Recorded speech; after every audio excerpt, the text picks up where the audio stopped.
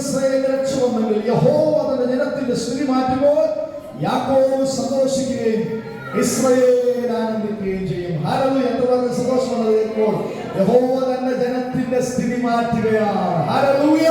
എത്ര ആഗ്രഹമുള്ളത് എന്റെ ഇപ്പോഴത്തെ ആ അവസ്ഥ, ഇപ്പോഴത്തെ സാഹചര്യം ഒക്കെ കർത്താവ് മാറ്റണം. ഹല്ലേലൂയ.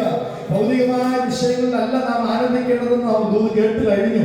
ഹല്ലേലൂയ. പരിശുദ്ധാത്മാവിന്റെ അഭിഷേകം, ദൈവകൃപ അത് അനുഭവിക്കുവാൻ ഇടയാവണം. എല്ലാം ഉണ്ടായിരുന്ന പൗലോസ് സകലവും ചപ്പും ചവർന്നും എന്നീ സ്വർഗീയ പൗരത്വത്തെ ആഗ്രഹിച്ച് ഹല്ലേലൂയ പരിശുദ്ധാത്മാവിൽ നിറഞ്ഞ ജീവിതം നയിച്ചു എന്ന് ഇപ്പോൾ തന്നെ നാം കേൾക്കുകയുണ്ടായി.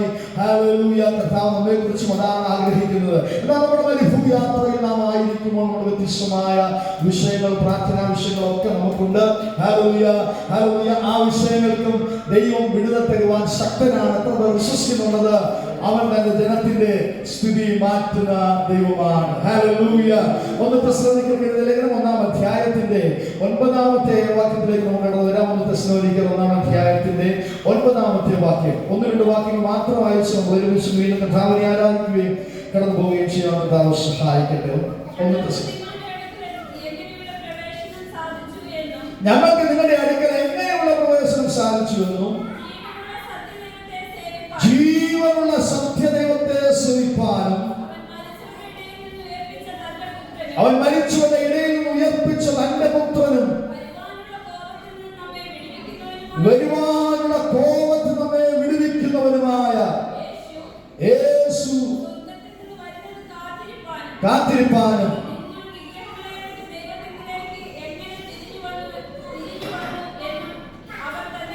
അവർ തന്നെ പറയുന്നു. അപ്പോൾ അവിടെ പലവഴിയിൽ വരുവാനുള്ള കോപത്തിൽ നിന്ന് നമ്മെ വിടുവിക്കുന്നവനായ കർത്താവ്.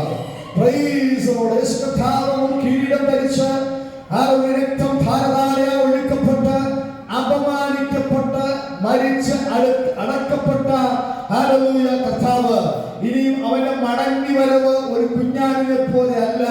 അവന്റെ മടങ്ങി വരവ് രാജാവായ കർത്താവായ നമ്മ ഭാരം ശ്രദ്ധിച്ചാണ്. വെള്ളക്കുതിരപ്പുറത്ത് കടന്നു വരുന്ന ഒരു കർത്താവ്, വിധിപ്പാനായി കടന്നു വരുന്ന ഒരു കർത്താവ്, ന്യായം വിധിപ്പാനായി കടന്നു വരുന്ന കർത്താവ്, പ്രതിഫലം നൽകാനായി കടന്നു വരുന്ന കർത്താവ്.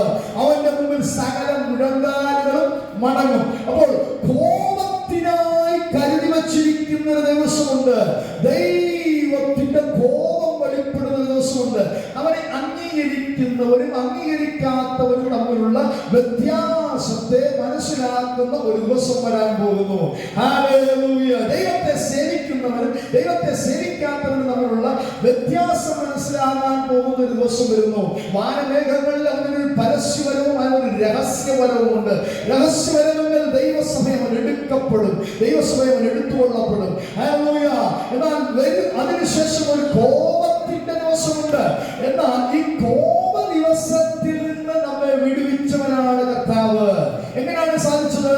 ജീവനുള്ള സത്യദൈവത്തെ സേവിപ്പാനും അവൻ മരിച്ചവരുടെ ഇടയിൽ ഉയർപ്പിച്ച തന്റെ പുത്രനും വരുവാനുള്ള കോപത്തെ വിടുവിക്കുന്നവനുമായ Yeshu. Praise the lord. Hallelujah. പാപനിമിത്തം ഹല്ലേലൂയ ഹല്ലേലൂയ ദൈവകൃപയിൽ നിന്ന് അകന്ന ജനം രക്ഷിക്കപ്പെട്ട് സ്നാനപ്പെട്ട് പരിശുദ്ധാത്മാവിനെ പ്രാപിക്കുമ്പോൾ അവരെ ചേർത്തുകൊള്ളാൻ കർത്താവ് മടങ്ങി വരാൻ പോവുകയാണ്. ഒരു കോപ ദിവസം വരാൻ പോകുന്നു. രക്ഷിക്കപ്പെടാത്ത വിശ്വസിക്കാത്ത ജനത്തെ ന്യായം വിധിക്കുന്ന ഒരു സമയം വെളിപ്പെടാൻ പോകുന്നു. എന്നാൽ ആ കോപത്തിൽ നിന്ന് നാം വിടുവിക്കപ്പെട്ടു. എത്ര സന്തോഷമുണ്ട്. നമ്മെ വിടുവിച്ചത് ആരാണ്? യേശു കർത്താവ്. അതിനവൻ കൊടുത്ത വില എന്താണ്? അവൻ സത്യദൈവത്തെ സേവിപ്പാനും മരിച്ചവരുടെ നിന്ന് ഉയർപ്പിച്ച തന്റെ പുത്രൻ. ഹല്ലേലൂയ. അഞ്ചാം അധ്യായത്തിന്റെ 9-ാമത്തെ വാക്യം വായിക്കും. 5-ാം അധ്യായത്തിന്റെ 9-ാമത്തെ വാക്യം. ദൈവം നമ്മെ കോപത്തിനല്ല, നാം ഉണർന്നിരുന്നാലും ഉറങ്ങിയാലും തന്നോടുകൂടെ ജീവിക്കേണ്ടതിന് നമുക്ക് വേണ്ടി മരിച്ച നമ്മുടെ കർത്താവ് യേശു ക്രിസ്തു മൂലം രക്ഷയെ പ്രാപിപ്പാൻ അത്രേ നിയമിച്ചിരിക്കുന്നത്. അവൻ നമ്മെ കോപത്തിനല്ല, ദൈവത്തിന് നമ്മോടൊരു കരുണ തോന്നി. ദൈവത്തിന്റെ ജനത്തോട് ലോകത്ത്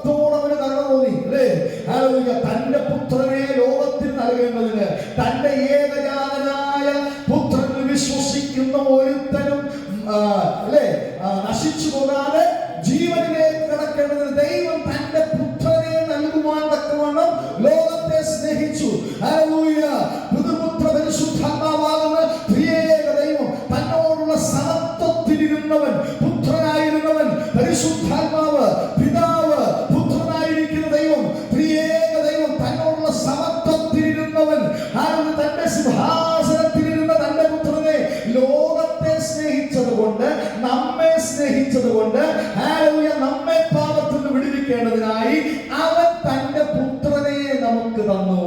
പുത്രനെ നമുക്ക് തന്നവൻ സകലവും നമുക്ക് നൽകാതിരിക്കുമോ എന്ന് നാം കേട്ടിട്ടില്ലേ? ഹല്ലേലൂയ. പുത്രനെ നമുക്ക് തന്നവൻ. നമ്മുടെ ഓരോ ചെറിയ ചെറിയ ആവശ്യങ്ങൾക്ക് വേണ്ടി നാം പ്രാർത്ഥിക്കുകയാണ്. പുത്രനെ പിതാവ് നമുക്ക് തന്നിരിക്കുകയാണ്. അങ്ങനെയെങ്കിൽ അവൻ അവരോടുകൂടെ സകലവും നമുക്ക് തന്നായിരിക്കുമോ? അവൻ പുത്രനെ നൽകി. അതുകൊണ്ട് ദൈവം നമ്മുടെ കോപത്തിനല്ല, ആ വാക്യം ശ്രദ്ധിക്കാൻ, നാം ഉണർന്നിരുന്നാലും ഉറങ്ങിയാലും. Praise the lord. ഹല്ലേലൂയ. പ്രാർത്ഥനാക്കുറവൊക്കെ നമ്മുടെ ജീവിതത്തിൽ കടന്നു വരാറുണ്ട്. അലസതയൊക്കെ ഞങ്ങൾ എപ്പോഴും 100-100 നിൽക്കുന്ന ആരെങ്കിലും പറയാൻ പറ്റുന്നുണ്ടോ ആർക്കെങ്കിലും? എല്ലാ ദിവസവും ഞാൻ ആത്മാവിൽ കത്തിരിക്കുകയാണ് പാസ്റ്ററെ എന്ന് പറയാൻ ആർക്കെങ്കിലും പറ്റുന്നുണ്ടോ? പറ്റത്തില്ല. ചിലപ്പോഴൊക്കെ നമുക്ക് ഉറങ്ങുന്ന അവസ്ഥകൾ വരും അല്ലേ? അലസതകൾ ഉണ്ടാകും, പ്രാർത്ഥനാക്കുറവുകൾ ഉണ്ടാകും, വ്യക്തിപരമായ പ്രാർത്ഥനാക്കുറവുകൾ ഉണ്ടാകും, ആരാധനയും അടുപ്പ് തോന്നുന്ന അവസ്ഥകൾ ഉണ്ടാകും. അതൊക്കെ മാനുഷികമായി സംഭവിക്കുന്നതാണ്. എന്നാൽ ഇവിടെ ഒരു വാക്യം എഴുതിയിരിക്കുന്നു, നാം ഉറങ്ങിപ്പോയാലും എന്നാൽ ഉണർന്നിരുന്നാലും അഭിഷേകത്തിന്റെ ശക്തി കൊണ്ടും പരിശുദ്ധാത്മാവിന്റെ നിറവ് കൊണ്ടും ഇപ്പോൾ നാം കേട്ടതുപോലെ എല്ലാം ഉണ്ടാകുന്ന അവരുടെ കുറവ് പൗലോസ് മനസ്സിലാക്കി. പ്രസംഗമുണ്ട്, പ്രവചനമുണ്ട്, എല്ലാം ഉണ്ടല്ലേ? പക്ഷെ പരിശുദ്ധാത്മാവിന്റെ സാന്നിധ്യമില്ല, പരിശുദ്ധാത്മാവിന്റെ അഭിഷേകമില്ല. അതുകൊണ്ടാണ് ദൈവം പൗലോസിനെ അവിടെ അയച്ച് പരിശുദ്ധാത്മാവിനെ അവർക്ക് നൽകിയത്. അപ്പോൾ എന്താണ്? ഉണർന്നിരുന്ന ഒരു സഭ ഉണർന്നിരിക്കാനാണ് ദൈവം ആഗ്രഹിക്കുന്നത്. നമ്മുടെ വ്യക്തി ജീവിതം ഉണർന്നിരിപ്പാൻ, നമ്മുടെ അകത്തെ മനുഷ്യൻ ഉണർന്നിരിക്കാനാണ് കർത്താവ് എപ്പോഴും ആഗ്രഹിക്കുന്നത്. നമ്മുടെ പുറമേയുള്ള മനുഷ്യൻ ക്ഷയിച്ചു പോകുന്നു, പുറമേയുള്ള മനുഷ്യൻ ക്ഷീണമുണ്ടാകുന്നു. നമ്മുടെ അകമെയുള്ള മനുഷ്യൻ എപ്പോഴും എനർജി ഉള്ളവനായി, ശക്തി ഉള്ളവനായിരിക്കാൻ കർത്താവ് ആഗ്രഹിക്കുന്നു. നമ്മുടെ ആത്മാവ് ഉണർന്നിരിപ്പാൻ, അകത്തെ മനുഷ്യൻ ദൈവത്തോടുള്ള ബന്ധത്തിൽ ഉണർന്നിരിപ്പാൻ ദൈവം ആഗ്രഹിക്കുന്നു. എന്നാലും നമ്മൾ എന്ത് ചെയ്യും? ക്ഷീണിച്ചു പോകാൻ സാധ്യതയുണ്ടല്ലേ? മടുപ്പ് വരാൻ സാധ്യതയുണ്ട്, നിരാശപ്പെടാൻ സാധ്യതയുണ്ട്, പ്രാർത്ഥനാക്കുറവ്, വചനധ്യാനക്കുറവ് എല്ലാം നമ്മുടെ ജീവിതത്തിൽ വരാൻ സാധ്യതയുണ്ട്. എന്നാൽ കർത്താവ് പറയുക, ഞാൻ നിങ്ങളെ കോപത്തിനല്ല വിളിച്ചത്. നിങ്ങൾ ഉണർന്നിരുന്നാലും അഭിഷേകത്തിൽ നിന്നില്ലെങ്കിലും ചിലപ്പോഴുള്ള സാഹചര്യം നിങ്ങൾ ഉറങ്ങിപ്പോയാലും പരിശുദ്ധാത്മാവിനെ പ്രാപിക്കുന്നതിൽ നിന്ന് പിന്നോട്ട് പോയാലും പ്രാർത്ഥനയിൽ നിന്ന് പിന്നോട്ട് പോയാലും അവിടെ എഴുതിയിരിക്കുക, തന്നോടുകൂടെ ജീവിക്കേണ്ടതിന് നമുക്ക് വേണ്ടി മരിച്ച നമ്മുടെ കർത്താവായ യേശു ക്രിസ്തു മൂലം രക്ഷയെ പ്രാപിപ്പാൻ നിയമിച്ചിരിക്കുന്നു. We are already appointed. സന്തോഷമുണ്ട് കേൾക്കുമ്പോൾ. അനുഭവത്താ നമ്മൾ ഒരു ആരാധിക്കാൻ പോവാം.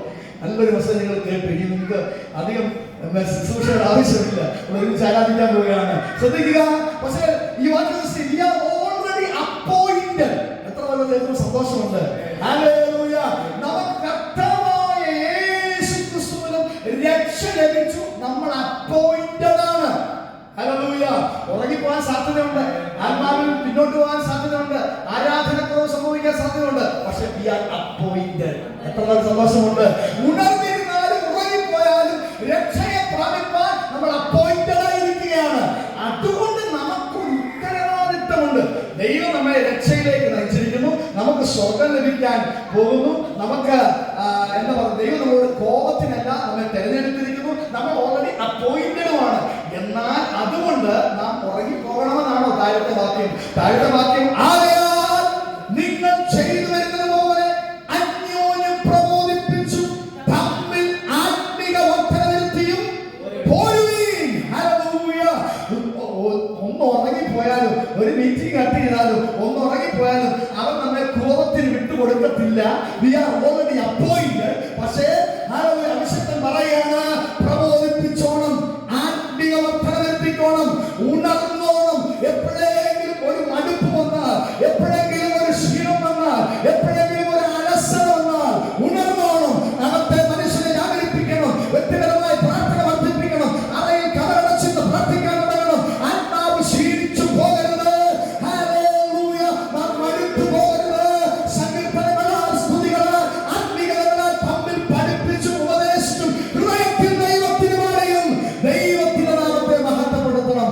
ആത്മാവ് ക്ഷീണിച്ചു പോകരുത്. ഒരു കാര്യം ഞാൻ പറയട്ടെ, ആത്മാവ് ക്ഷീണിച്ചു പോയാൽ ശരീരം ക്ഷീണിക്കും. ആത്മാവ് ക്ഷീണിച്ചു പോയാൽ ബലമില്ലാതാകും. ശരീരം ക്ഷീണിച്ചു പോയാലും ആത്മാവ് ബലമുള്ളതാണെങ്കിൽ, ദൈവത്തോട് ബന്ധപ്പെടുന്നതാണെങ്കിൽ, ഹല്ലേലൂയ,